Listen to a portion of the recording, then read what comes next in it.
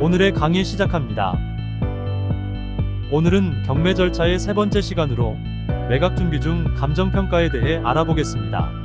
법원은 감정인에게 부동산을 평가하도록 명하고 이를 기반으로 최초 매각 최저 가격을 결정합니다. 자격을 갖춘 감정평가사가 작성하지만 경매 입찰에 필요한 최초의 가격을 결정하기 위해 평가한다는 의미 이상을 부여해서는 안 됩니다. 경매 감정평가의 주의점을 살펴보겠습니다. 우선 감정평가액이 시세라고 믿지 마세요. 채권 회수 목적의 경매 감정평가는 수익성과 위험성을 감안하지 않고 감정하기에 담보 목적의 감정평가보다 높게 결정됩니다. 게다가 감정가가 낮으면 채무자가 자기 재산의 평가가 낮은 것에 대한 이의제기가 가능하며 재감정을 요청할 수 있습니다. 그러나 감정가가 높다고 해서 이의를 거는 사람이 없습니다. 감정가가 높으면 입찰자는 불만이겠지만 적정 가격까지 떨어지기를 기다리면 됩니다. 물건별로 살펴보면 아파트는 비교적 정확합니다. 표본이 될 실거래 가격이 존재하므로 시세와 큰 차이가 없습니다. 물론 아파트도 방향, 층수, 내부 인테리어 여부에 따라 가격 차이가 있으니 주의해야 합니다. 상가의 경우 접근성, 방향, 노출 면적, 주차 대수 등에 따라 금액 차이가 상당함에도 이를 감정하기가 쉽지 않습니다. 흔히 이야기하는 목이 좋고 나쁨을 파악하기는 더욱 어렵습니다. 만약 조사 과정에서 상가의 분양가를 알 수 있다면 분양가를 감정가로 정하는 경우가 대부분입니다.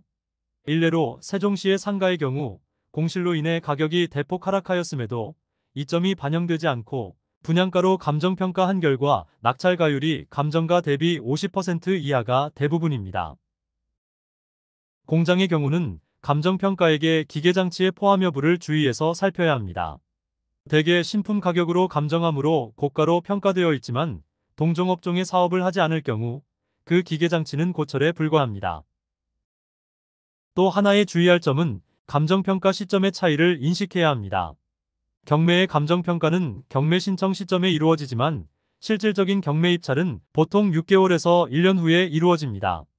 이런 시점의 차이는 부동산 가격의 변화가 있기 마련입니다. 부동산 상승기에는 6개월이면 몇 천만 원의 차이가 날 수 있습니다. 경매 감정평가가 항상 높게 책정되는 것만은 아닙니다. 토지의 경우 거래 사례 표본이 없거나 개발 호재 등이 반영되지 않아서 낮게 책정된 경우도 종종 있습니다. 경매 입찰을 하고자 하는 자는 경매 목적물의 적정 가격 판단을 위해서는 감정평가서에 의존할 것이 아니라 직접 임장활동을 통해 반드시 현장에서 시세 파악을 해야 합니다. 해당 물건의 적정한 시세를 파악하는 것이 경매 재테크에서 성공하는 필수 조건이라는 사실을 명심해야 합니다.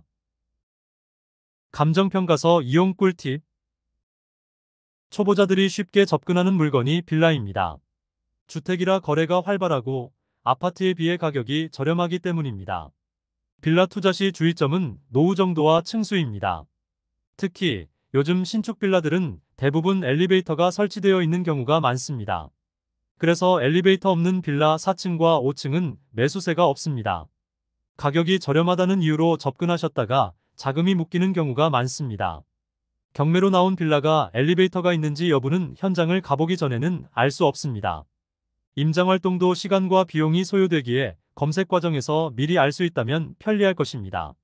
이때 감정평가서를 보면 큰 도움이 됩니다. 감정평가서 구성 중 구분 건물 감정평가 요항표를 보면 5번 설비 내역 항목에 승강기 유무가 나와 있습니다.